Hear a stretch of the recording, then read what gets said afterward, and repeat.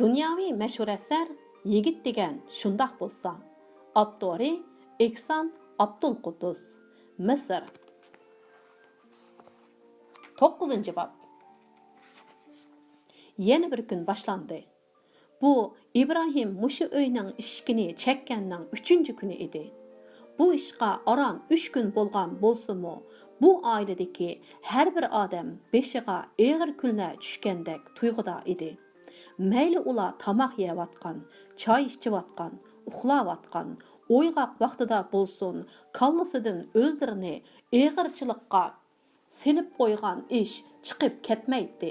Ular har minut hukumatning tutishidan qechib yurgan bir qahramon biz bilan birga yashayotidi deb o'ylaydi. Hukumat bu odamni tutib bergan kishiga 5000 fond sterling in'om beramiz hamda uni yoshirib qo'ygan kishiga 3 yillik qamoq jazosi beramiz deb e'lon chiqargan edi.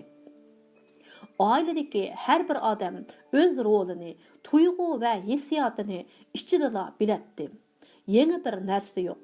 Ularmi yangi bir narsaning bo'lishini umid qilmaydi. Ular uchun ich pushadigan buningdan ortiq ish yo'q edi. Chunki ular g'am qayg'uga patgan, ortiqcha hasratni ko'targuchiligi yo'q edi. Ularda xo'shlikmi yo'q. Bu qahramon uydan chiqib ketmay turib, ularga xo'shlik nada turibdi? Ular xuddi tezroq harakat qilaversa, soqchilarni cho'chitib qo'yishdan ansirgan odamdek nihoyatda asta harakat qilishadi. Peshoniga putilganni ko'ramiz deb kun o'tkazishninla ko'yiga tushgan edi. Naval hammadan burun uyg'ondi. Balki uydagi hech kim uxlamagan bo'lishi mumkin. Umi uxlamagandi. Naval ko'zini ochganda atdigan soat 5 bo'lgan edi. U qilmoqchi bo'lgan ishlarini bir qur o'ylab chiqdi. Fathi Malijidan harbiy kiyimni akiladi. Ular ko'rik maydonidagi tamaki do'konining yanida uchrashidi. Naval shu chog'dagi tafsilotlarni tasavvur qilishga boshladi. Mana ko'rik maydoni, tramvay va uningga o'ltirgan odamlar. Bir soqchi minib yuriydi. Bir bola tamaki qoldiqini teriyotidi. Ko'ktat qachilangan ot harbisi, Cadillac markali kichik avtomobil o'tib ketdi. Mashinadagi yigit Navalga qarab, zo'qlangan holda isqirtdi. Bir tilamchi Navalga qarab keldi. Bir qism universitet o'quvchilari Navalni aylanib ketolmayotdi. Bu ko'rinishlar Navalning ko'z oldidan bir-birlab o'tganda, u turibla qo'shimsini turdi. Turib tinishlandi, goh titrab ketdi, goh kulimsiradi. Bu alomatlar uning tasavvuridagi ko'rinishga qarab emas, hissiyotiga qarab o'zgardi. Uning tasavvurini hissiyoti bilan bog'lashga tirishmoqda edi. Ko'ktat qachilangan ot harbisini tasavvur qilganda qo'rqdi. Ammo orqadanla xuddi qiziqarliq o'yin o'ynag'ili ketayotgandek o'zini yengil his qildi. Hatto kulkisi keldi. U soqchining o'ziga ko'zi qiri bilan qarab qo'yganligini tasavvur qilganda bo'lsa, tasavvuri hissiyoti bilan birdamlikka bo'lsa-mu birlashgandek bo'ldi. U ixtiyorsiz nima uchun Fathi Maliji uchrashishga mundaq odam to'la maydonni tanlagandi? Chat, jimjit, bexatar o'rinni topsa bo'lmasmidi deb o'yladi. Orqadanla bularga o'zi javob topdi. Bundaq yer kishilarda gumon paydo qilmaydi. Soqchilarning nazoratidan xoli bo'lg'ili bo'ladi. Shu javobdan keyin Naval o'zini yer osti vatanparvar tashkilotining a'zosi bo'lgandek his qilib xo'shal kuldi. Shu an uning tasavvuri bilan hissiyoti ayrilib ketdi. Buningdan Naval tamtirab qoldi. Keyin uning kallasida yana bir o'y paydo bo'ldi. Agar oqsi askartgandek Fathi Maliji kiyimni akilayli deganni bahona qilib, uni mashinaga chiqishga taklif qilsa qanday qiladi? Uning gapiga kirib mashinaga chiqamdi. U og'zini ushlab qo'yib, qat'iy qarorga keldi. Yo'q, uning bilan mashinaga chiqmayman. Bu amalga oshmaydigan ish. Orqadanla uning lavlari ichildi. Chiroyimi muloyim tus oldi va o'z-o'ziga: "Biroq bu ishqa meni Ibrohim avatdi. Ibrohim oliyjanob yigit. U hargiz meni ishonchsiz yigitning qishiga avatmaydi. Meni özümü xalamaydigan ishqa yo'liqtirmaydi. U cho'qim Fathi Malijiga ishinidu. Shunga menmi uningga ishonishim kerak. Agar u meni mashinaga chiqing desa chiqay. İbrahim uchun u talab qilsala, men uning bilan olamning u chetiga boraman, dedi. Naval ta o'rnidan turg'icha orliqda mushularni xiyol qildi. Naval uxlamaganning orliqida yotgan hadisini yolg'iz qo'yib o'rnidan turdi. Bu ailening hamma bulunpushqoqlarida jiddiychilik, ichidagi turmush yana boshlandi. Bovay ishqa mangdi. Momay do'ng qo'yib asta yer supurishga boshladi. U tavi yo'qdek ko'rinadi. Muhit maktabga mangdigan chog'da Navalning oldiga keldi. Ko'zoynak ostidan o'rin yig'iyotgan Navalga g'amkin qarab qo'yib, "O'zingga paxas bo'l" deb pichirladi va Navalning javobini kutmayla chiqib ketdi. Samiyami o'rnidan turdi. U harg'in qiyofatda ezilangulik bilan oshxonaga kirib taxsa china tayyorladi. Yüzünü yumag'ashqa taralmagan chochlari peshonasiga tushib turadi. Bir ozdan keyin oshxonaga mo'mayma kirdi. Naval İbrahimni yuz yuvishga chaqirish uchun Muhitning o'jirisini chekdi. Uning lavlarida tabassum jilva qiladi. Bu tabassumda uning ko'nglidagi nurg'un ishlar bor edi. "Yaxshi turdingizmi?" dedi Naval. İbrahim Navalga qaradi va uning chiroyidan tong nurini ko'rgandek bo'ldi. "O'zingizmi yaxshi turgansiz ha?" Naval İbrahimni yuyunish uyiga kirgizib qo'yib, hujraga qaytdi. Keyin odatdagidek nashtaligini patnusga selib akirdi. İbrahim Navalning ko'zlariga o'z sho'lisini izdigandek qarab turib, "Naval, sizni charchitib dedi. "Nadikini hech qancha hamidim" deb javob berdi Naval villada qizarib. "Kutilmagan ahvol chiqmaydiganligiga ko'zim yetmasa, sizni Fathi Maliji bilan uchrashishga avatmagan bo'latdim", dedi İbrahim. "Men qo'rqmayman", dedi Naval uni xotirjam qilmoqchi bo'lib. İbrahimning vujudida g'oyibona bir jur'at paydo bo'ldi. U Navalga tikilib, "Siz soat 12 ga chorak qolganda mening. Shuningda ko'p saqlab ketmaysiz." İbrahim xuddi uningga muhabbat izhor qilayotgandek jiddiylashib ketdi. Uning tikilib qarashidan xijil bo'lgan Naval, "Opamdan nima deb ruxsat olishni bilmayapman", dedi. "Ha rost, opangizga nima desangiz bo'la?" dedi İbrahimmi o'ng'aysizlangan talaffuzda. "Uningga hech narsa demasdan jimmada chiqib ketay", dedi Naval birdam o'ylanib olib. İbrahim hayron bo'lib so'radi. "Undaqda qandoq bo'ladi? Yo'q, siz tunugungidek bir do'stimnikiga boraman desangiz bo'lmamdi", dedi.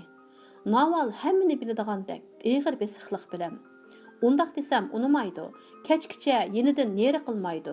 Yaxshisi uningga hech nima demasam bo'ladi." İbrahim ko'ngil tindira olmadi. "Agar undaq qilsaq, xotirjam bo'ling. Men berib kelganimni opamga uqtirmayman", dedi Naval kulib. Naval İbrahimning ko'nglini elib chiqib ketdi. U ishikka borganda İbrahimga obdanroq qarvolay degandek burilib so'radi. "Yana ish bormi?" İbrahim go'yo kirpiklari bilan bog'lab olmoqchi bo'lgandek uningga tikildi va javob bermasdan kulimsiradi. İbrahimning mushu jimmida tikilishida zo'r umid bor edi. Naval uning umidini qabul qilib, olmadak qizargan holda burilib chiqib ketdi. Naval hujrasiga kirib, ishkopdan oyoq, paypoq, somka, chapan va ko'nglikini oldi. Bularni ko'tarib asta mehmonxona uyga kirdi-da, qo'lidagi narsalarni bir o'rindiqqa qo'yib, oshxonaga kirdi. Samiya chiniqacha yuyayotdi. Apsi uningga orqasini qilib, qochqucha ishkobini ratlayotdi. Naval apsining orqasida turib, ochsiga "Bu yoqqa chiqqin" deb ishorat qildi. Samiya uning ishoratidan hayron bo'ldi va qo'lini surtib etib, singlisining keynidan chiqib, o'zlarining hujrasiga kirdi. "Men hozir sirtqa chiqib kiray", dedi Naval hadisiga pichirlab. Samiyaning g'ujida ochchig'i kelib, unlik so'radi. "Nima uchun? Nega?" "Vaqirma, Muhit meni bir muhim ishga buyurgan", dedi Naval yanada pichirlab. Samiyami pichirlab so'radi. Qandaq muhim ish ekan u? Buni keyin bilsa, muhimi men hozir sirtqa chiqaman. 10 minutdan keyin cho'qim ko'chaga chiqib bo'lishim kerak. Manga aytqon kelmayotidi, ha? Undaqda meni nima qil deysa? Mening chiqib ketganligimni opamga uqtirma. Nimishqa? Chunki opam meni chiqarg'izmaydi. Opamni obdan bilasan-ku. Undaqda taqsirim, kamina qo'llari sizga qanday xizmat yetkazay? Dedi Samiya ta'na qilib. Naval planini tushuntirmoqchi bo'lgandek so'zlashga boshladi. Opamga meni yuyunish uyida paypoq, qo'l yog'liq qatorliq bir muncha narsani yuyiyotidi deb opamni oshxonadan chiqama. U hargiz meni o'zi izlab qolmasin. Men kechikib qolg'udak bo'lsam, opamga meni kiyimlarni yuyib bo'lib, yuyiniyotidi degin. Yo'q, bo'lmaydi, dedi Samiya zarda bilan. Men qo'choq emas, o'yinchiqma emas. Nega bordiganligingni aytib ber yoki menga demay ketaver. Mening hech ish bilan chatig'im yo'q. Naval uningga yelindi. Samiya obdan acha, mening yuzimni qilsangchi, rostilla muhit bağın degan edi. Men kelibla hammani deb bermam. Hozircha kechirgin. Muhit meni hech kimga aytmaysan deb Qur'on tutqizib qasam ichkizgan. Muhitmi yoki Ibrohimmi? Dedi Samiya masxara qilib. Dadam, opam ajdodlar nomi bilan qasam qilayki, muhit buyurgan. Bo'ldi bas, sana muhit yordam qilsin. Samiya shundoq debla oshxonaga chiqib ketdi. Naval birdam o'ltirdi.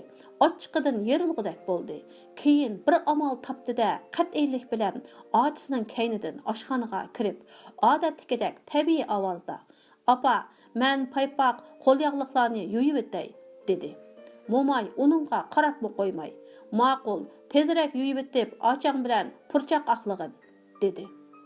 Naval maxfiyatlikni oshkorlab qo'yamsa qandoq degandek ochisining ko'zining ichiga qaradi. Samiya uningga javob o'rnida muloyimlik bilan qarab qo'ydi. Bu uning singlisining maxfiyatlikini ichvatmaydiganligining ifodasi edi. Naval hujrasiga kirib kiyimlarini kiyishga boshladi. Mehmonxona boshqa uylardan ayrim bo'lib, tashqarqi eshikka yaqin edi. Odatda ittik turardi. Natunish mehmonlar kelgandilar eshik derazasi ichilatdi. Naval oyog'ini qo'lida tutib tashqarqi eshikka qarab mangdi. U tashqarqi eshikni ovoz chiqarmay ochdi. Shu chog'da yodiga bir narsa kechdi. U darhol qo'lidagi oyog'ini yerga qo'yib qaytib keldi. Naval mehmonxona uyiga kirib, bir parcha gazitni elib qaytib chiqdi. Gazitdan ozroq yirtib, tükürki bilan ho'llab, yumaloqlab, ochqish tiqadigan to'shikka tiqib, eshikni etilib qolmaydigan qilib qo'ydi. Ondan oyog'ini elib, atrofga ko'z yugurtib etib, sirtqa chiqib, eshikni yopdi. Eshik yepildi-yu, etilib qolmadi. U oyog'ini kiyib, yana putining uchida dastlab binodan tushdi. U ko'chaga chiqibla avtobus bekatiga qarab tez mangdi.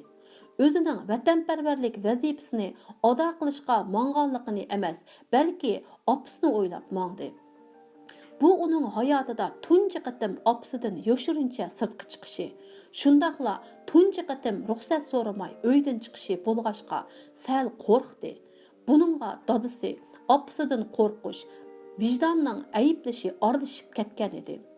U ko'nglini tinchlantirish uchun o'z-o'ziga tasalli berib, sirtqa chiqish tamoman bir odamni, bir qahramonni qutuldirish, bir qatimliq vatanparvarlik harakatiga qatnashish uchun bundaq harakat mening uydan ruxsatsiz chiqqanligimni oqlab ketalaydi, deydi. Ammo buningga vijdoni ishonmaydi. Qalbida bir ovoz uningga: "Aldamchi, sen Ibrohimni debla İbrahim üçünla ketib barsa, hergiz onun qahramon bo'lganligini ko'zda tutmading", deganda qildi-da, uning put-qo'li muzlab, chiroyi tatirib ketdi. Demisimi uning qilayotganlarining hammasi İbrahim uchun edi. U İbrahim uchun yana nimalarni qilib beralaydi? Yana nurg'un ishlarni qilib berdi. Yo'l uzun. U ixtiyorsiz İbrahimga ergishib mangdi. Bir kuchlik narsa uni olg'a ittirmoqda. Naval uningga qarshi chiqishga amalsiz.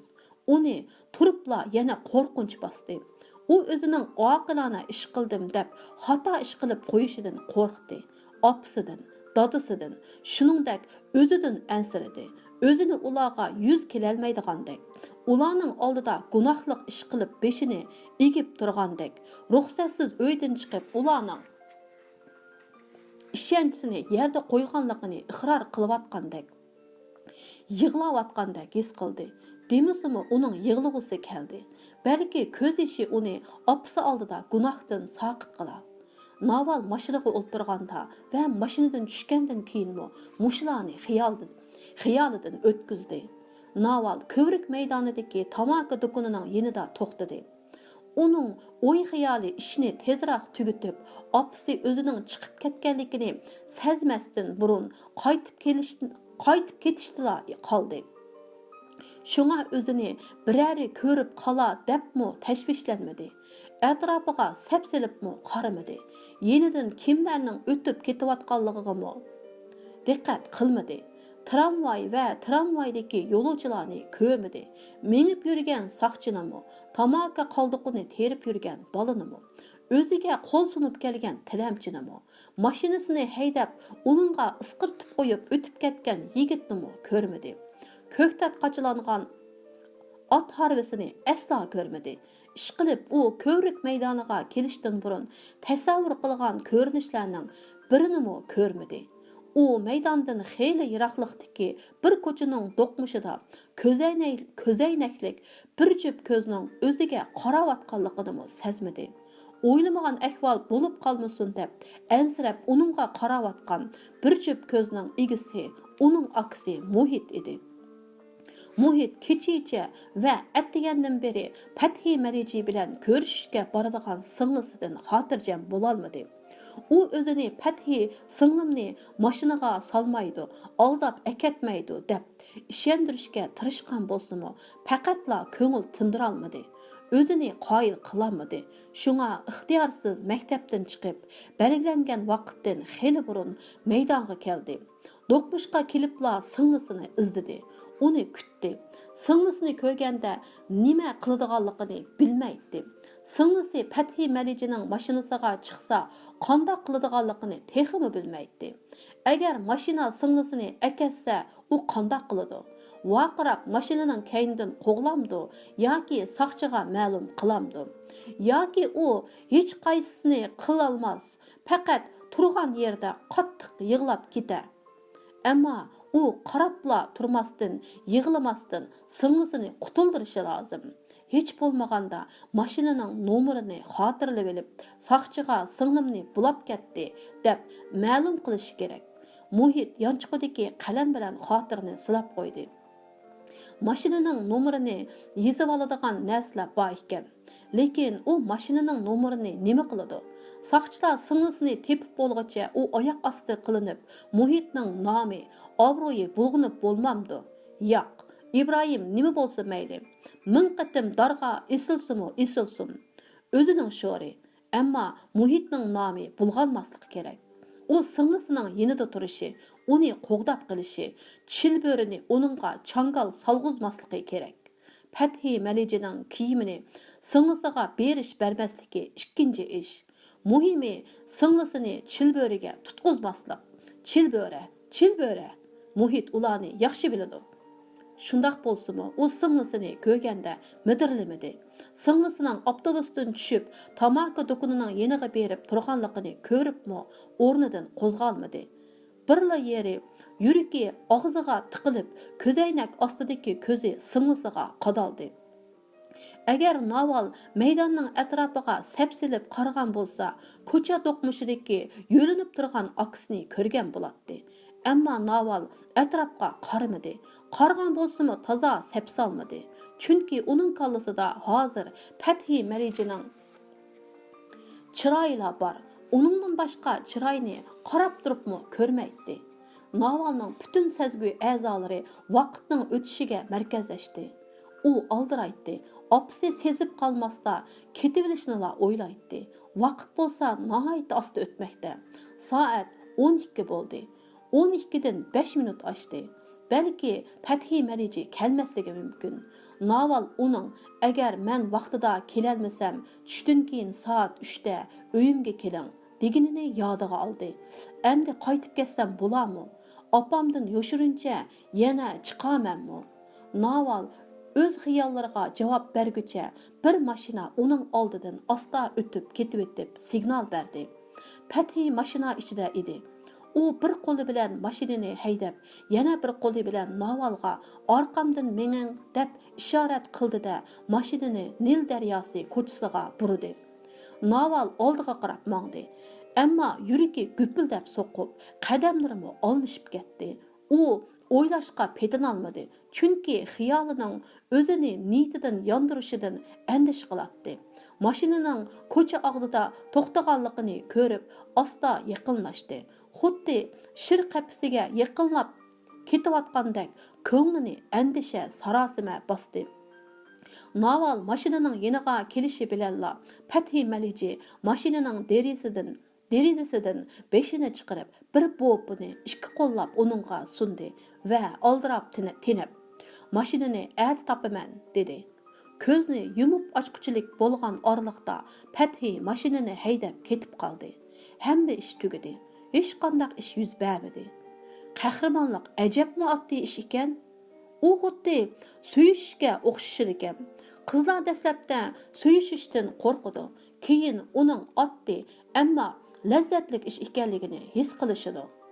Naval bo'pini ko'tarib, beshini solgan peti orqasidagi mashinalarga qarabmi qo'ymay mangdi. U bo'lmag'ur xiyollarga berilganiga afsuslangandek masxara aralash kulimsiradi. Muhit singlisining mashinaning orqasidan mengib Nil daryosi ko'chasida yo'qab ketganligini ko'rganda yuragi qipidan chiqib ketayla dedi. Uningga chilbora singlisini yutib ketayotgandek. O'zining nom obro'yini chaynab, burda qilayotgandek, badanidagi har bir parcha go'shtda chish izi bordek, ulardan qon tepchib turgandek, qalbida qondaqdir bir narsa chuqon selayotgandek bilindi. Muhit o'rnidan qo'zg'alib, ochchig'i bilan yugursa, orqasidan chilbora qo'g'lab ketadigandak qo'rqib asta mangdi. U bir necha qadam mangmayla bir bo'pini ko'tarib qaytib ketayotgan singlisini ko'rdi. Naval beshini to'van silib, avtobus bekatiga qarab ketayotdi. U singlisining yeniga berib, uning bilan birga ketishni o'yladi-yu, lekin niyatidan yondi va borg'usi yo'q bo'lsa-mu, bir xil g'amkin holda maktabga qarab mangdi. Singlisi uni yana ko'rmadi. Navalning vazifasi tamomlandi. Shunga u xotirjam holda avtobusga chiqdi. Opsi sezib qolguncha uyga berib olishni o'yladi. Naval bayotinqi ko'rinishlarni eslashga boshladi. Fathining mashinani ati topaman degan so'zi yodiga kelib, bir ishni tushungandek bo'ldi-da, ko'zlari paqirab ketdi. Demak, Ibrohim atda bu oiladan ketdi. Naval endi uni ko'rolmaydi. Ishikni chekib, yuz yuvishga chaqira olmaydi. Nashtalık ekirib berolmaydi. Uni hidlay olmaydi. Navalda endi ko'nglini shod xo'shallikqa cho'mdiradigan tuyg'u paydo bo'lmaydi. Bu oiladagi hamma ish xuddi soatning chikildishidek bir xil va jonsiz bo'ladi. Ma'nisiz so'zlar takrorlanadi. Ochisi bilan ochisiga xushtar uzun tura, semiz, doktor, injener qatorliqlarning elchilari to'g'risida pichirlashidi. Uning o'y fikr, tasavvurlari ilgarigidek bir odamga markazlashmay, tuturuqsiz narsalarda bo'ladi. U yana kutish, tugumas kutishlar ichida yashaydi. İftar vaqtini, zuhurluq vaqtini, dadasining ketishini va kelishini kutadi. Heyt bayramlarni kutadi. Ochisining yottiq bo'lishini kutadi. Ondan birarining o'ziga elchi kirgizishini, o'zini amriga elishini kutadi. Mana shundoq ma'nisiz turmush yana boshlanadi. Uning turmushida Ibrohim endi bo'lmaydi. Ibrohimni ko'rolmaydi, mangu ko'rolmaydi. Ibrohim hargiz bundaq odatdagidek ma'nisiz turmushni kechirmaydi. Navalning yuragi qisilgandek bo'ldi. Naval avtobusdan tushdi. O'z hayotini qo'lida ko'tarib, dengizga tashlab etish uchun ketayotgan odamdek yo'g'on bo'pini ko'targan peti uyiga qarab ittik mangdi. U putining uchida dastlab ustunki qavatga chiqdi. Eshikni ostan ochib uyga kirdi. Uy ichi jimjit edi. U bo'pini ehtiyot bilan yerga qo'yib, boya qulub to'shkiga tiqib qo'ygan qog'ozni elivatdi. U oyog'ini selib, bo'pini va oyog'ini ko'targan holda mehmonxona uyiga kirdida olman-talman kiyimlarini almashtirib, mehmonxona uyidan chiqdi. Yana putining uchida dastlab oshxonaga qarab mangdi. Eshik töviga kelib, opsi ochisiga qarab, o'z ko'ziga ishonmay qoldi. Opsi bilan ochisi Naval uydan chiqib ketgan chog'dagiga o'xshash o'z ishi bilan band edi. Samiya qochquchilarni yuyib atatdi. Opsi yanala qochqucha ishkabini ratlab atatdi. Uningga bu oiladagi hamma narsa, hatto vaqtmi to'xtab qolgandek bilindi. Ammo u uydan chiqib qaytib kelguncha oraliqda yarim soat o'tgan. Hamma ish yarim soatda tugagan edi. Opsi qizining qaytib kelganligini bilib, uningga qaramayla so'radi. "Yuyib bo'ldingmi?" "Yuyib bo'ldim, apa", dedi titrak aralash ovozda. "Yaxshi, o'ltirib purchaq axla", dedi opsi. Samiya Navalga "Siringni oshkorlayman" deb qo'rqitmoqchi bo'lgandek ochchig'i bilan qaradi. Naval ochisiga "Sirimni oshkorlamaganligingga rahmat" degandek muloyimlik bilan qarab qo'yib, oshxonaga kirdi. Qog'ozga o'roqliq purchaqni ko'tarib, sirtqa mengivdi. Opsi to'xtatib oldi. "Nega borsa? Radioning yanida o'ltirib axlayman. Ya Allah, hajabmi o'yinchisan? Radioning yanida o'ltirmasang, purchaq aqlay olmamsan zodi. Optan qizim, Samiya oshxonaga bir kirib olsa, qo'li putiga tegmay ishlab ketadi", dedi opsi ishini qilib o'tib. Naval oshxonadan chiqib ketdi. Purchaqni mehmonxona uydagi kichik shiraning ustiga qo'ydi-da, mehmonxona uydagi kiyimlari bilan heliqi bo'pini ochqib, kiyimlarini hujrasiga tashlab qo'ydi. Ibrohim bar uyning eshigini yenik chekdi va bo'pini ko'tarib uyga kirdi. Uning hasratli ko'zlarida yosh tomchilari lig'irlaydi. Ibrohim Navalning qo'lidan bo'pini oldi. Xo'shliqdan yuragi qepidan chiqib ketgili tasla qoldi. "Sizga qandoq rahmat etsam bo'la", dedi u kulib turib. "Fathi mashinani az topaman deydi", dedi Naval Ibrohimga qaramay. Ibrohim uning hasratli ko'zlariga qarab, gangirgan holda "Rahmat", dedi. Naval un chiqmadi. Ibrohim uning qayg'uliq holatini ko'rib, tashvishlanib so'radi. "Biror ish bo'ldimi?" Naval xuddi barmoqlarini uzvatgisi kelayotgandek, bir qo'lining barmoqlarini yana bir qo'lida tortib turib so'radi. "Bizning uydan chiqib nega borasiz?" "Rostini aytsam, o'zimmi bilmayman", dedi Ibrohim uning nima uchun hasratlanayotganligini oz-to'la pamlab. "Biz sizning omon eson ekanligingizni qandoq bilamiz?" Naval Ibrohimga tikilib qarab, uningdan o'zining huquqini talab qilayotgan tarzda so'radi. "Mubada men tutilib qolsam, gazetdan bilasizlar." Ibrohim o'zining umidsizlanganligini zonglik qilgan talaffuzda javob berdi. Naval uningga ayblagandek jiddiy qiyofatda qarab qo'yib, Ibrohimdan xafa bo'lgandek burilibla chiqib ketdi. Naval mehmonxona uyiga kirdi, biroq uning diqqati chechildi. U qog'oz bo'loqni ichib, parishonlik bilan purchaq oqlashga boshladi. Tuyuqsizdan ko'z yoshlari mag'zini bo'ylab eqishga boshladi. Uning yolqinliq hissiyoti yig'iga o'rilgan edi. 9-bob tugadi.